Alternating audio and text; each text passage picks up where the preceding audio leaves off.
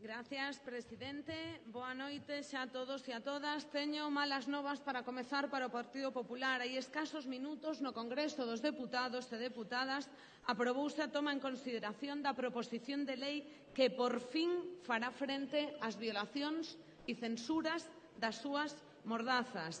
Aprobouse a toma en consideración da defensa da liberdade de expresión defendida polo compañeiro Alberto Garzón a proposición deste grupo parlamentario.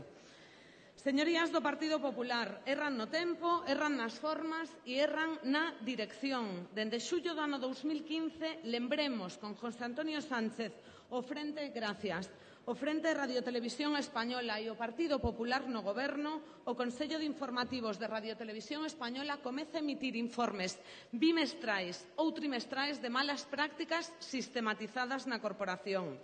Dende xullo de 2015 contabilízanse máis de 600 casos de censura, de manipulación e de malas prácticas informativas, baixo a dirección de José Antonio Sánchez e do Goberno do Partido Popular. Consello de Europa, Reporteros Sin Fronteras, Federación de Asociaciones de Periodistas, Amnistía Internacional, Tribunal de Cuentas, Consejo de Transparencia, Tribunales de Instancia, todos eles sinalando a falla de independencia, de pluralidade e a continua manipulación que exerció o Partido Popular sobre a corporación, acompañado de tantos e tantos venres negros, da denuncia asinada por máis de 2.000 traballadores e traballadoras da corporación e da campaña Así manipula adicada á dirección de José Antonio Sánchez.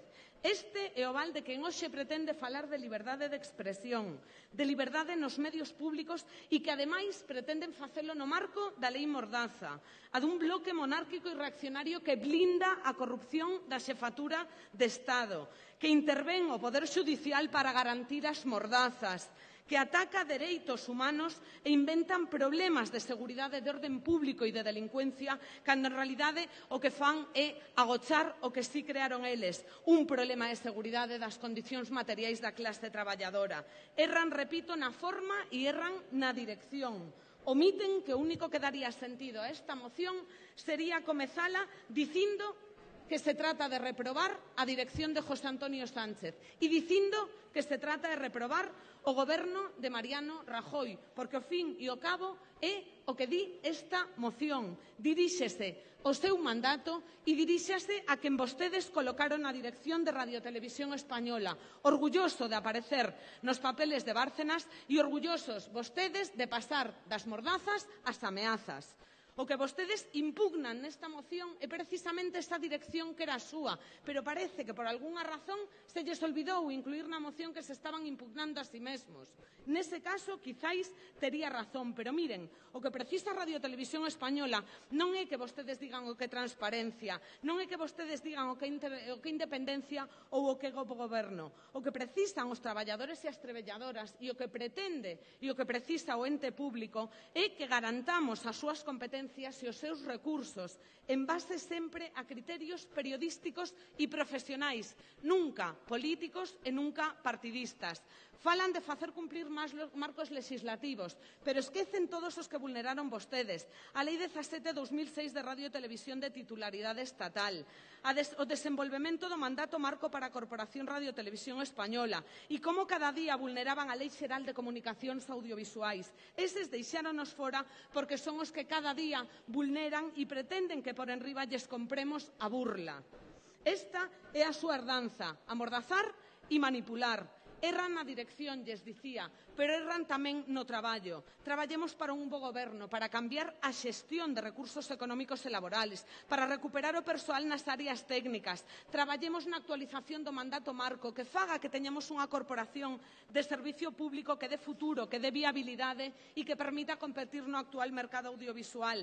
Traballen para manter a igualdade na primeira línea. Nunca quixeron cumplir a Lei de Igualdade na corporación e nunca quixeron tampouco aplicar o seu marco de igualdade interno. Altura política, señorías, aí nos vamos a topar.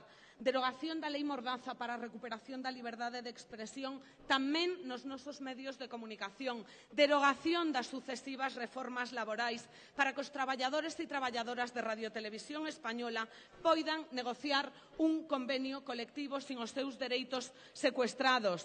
Erran na forma e erran na dirección e tamén erran, comenzaba dicindo yo, no tempo. Pasou o tempo de manipular e de amordazar. A maioría social... Vaya terminando, señoría.